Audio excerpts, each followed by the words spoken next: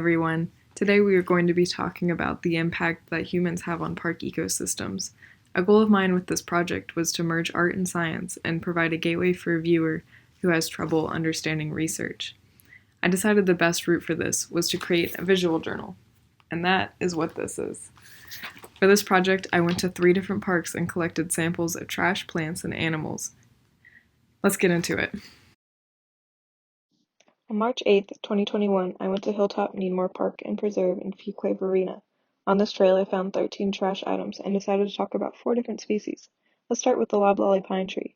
For this piece, I collected pine cones, pine needles, and paper towels. When I picked up the pine cone, I was inspired by the amazing texture.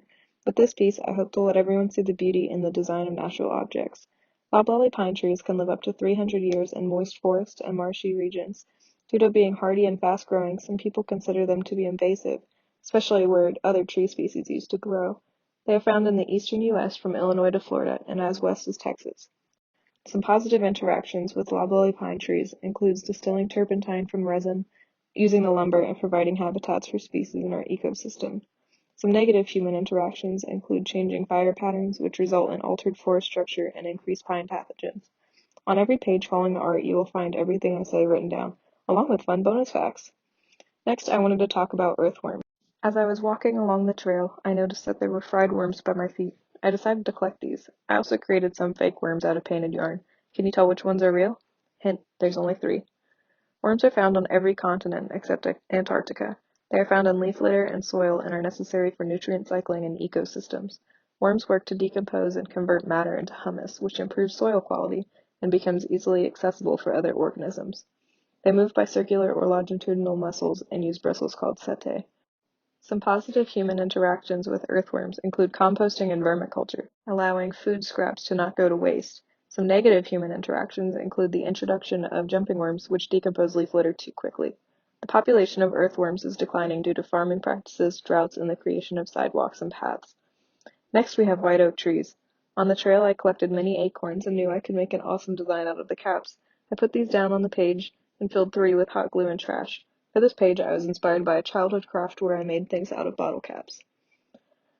Oak trees are native to eastern and central North America. They are often used for lumber and are of higher quality than pine. In the winter, these trees have brown buds, which become leaves in the spring. Around 50 years old, acorns are produced in large quantities. Some positive human interactions include being able to survive drought and fire. Some negative effects are a declining population due to land clearing, fire suppression, and deer overgrazing. A declining white oak population has resulted in an increase of red oaks, which are less palatable to squirrels and blue jays. Lastly, we are going to talk about goldenrod. I found this plant and a knit hat on the side of a ravine on the trail. It was already dried out, which worked great for my visual journal. I created fake goldenrod stalks out of yarn. Goldenrod is native to North America and considered to be native invasive species. This plant is often thought to be a weed because of its ability to grow expansively. Goldenrod is characteristic of bright yellow flowers on a tall stalk. Its pollen is very sticky and does not travel through the wind, so don't blame this plant for your allergies. Some positive human interactions are harvesting for medicinal purposes, as the plant is invasive and it does not impact the population. Some negative impacts are that we view it as a weed, and as goldenrod populations increase, native plants decrease as well as butterflies and bees. On March 20th, 2021, I went to Pullen Park and collected 11 trash items and identified 3 living species. For my first page, I wanted to take a moment and talk about pollution in general. My inspiration for this page was when I found a face mask on the path. For us, we are using masks due to the pandemic we are in. However, I wanted to display this as animals needing protection from the pollution in our ecosystems. Pollution has dramatically increased with the development of many human technologies. There are 7 types of pollution: air, water, land, radioactive, thermal, light, and sound. Air pollution is caused by burning fossil fuels, exhaust, and many other human activities. Light and sound pollution can cause issues with animal reproduction, such as female firefly signals not being seen by males above, or sea turtles following the moon to the sea. Water pollution can have a major impact on sensitive animals, like amphibians who have permeable skin. These animals are considered indicator species and can say a lot about the health of an ecosystem.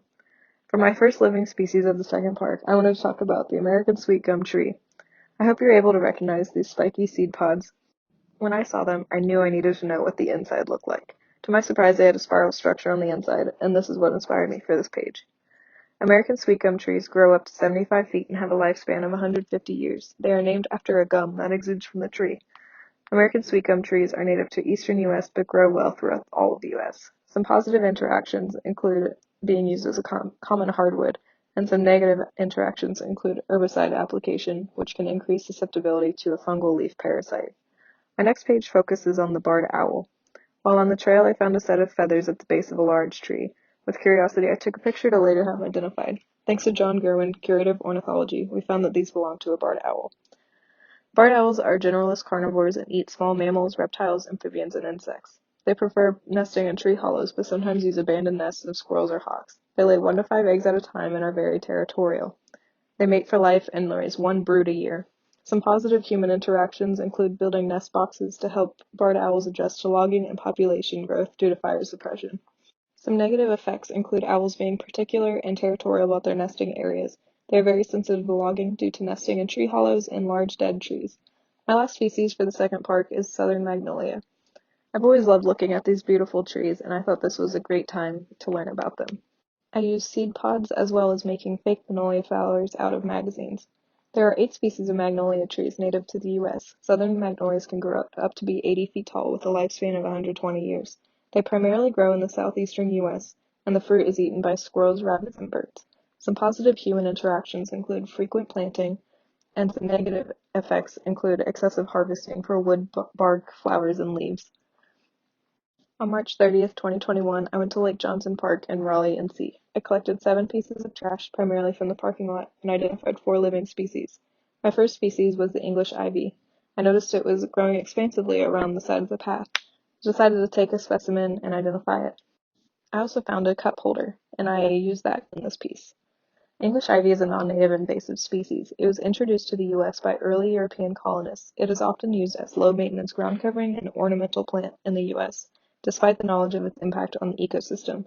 Some positive human interactions include planting, which provides shelter for many ground-dwelling species. The negative effects is that it's invasive. Its quick expanse decreases biodiversity in our ecosystems. Our next species is the Christmas fern. I noticed bright green, lush ground covering to my left. I took some cuttings.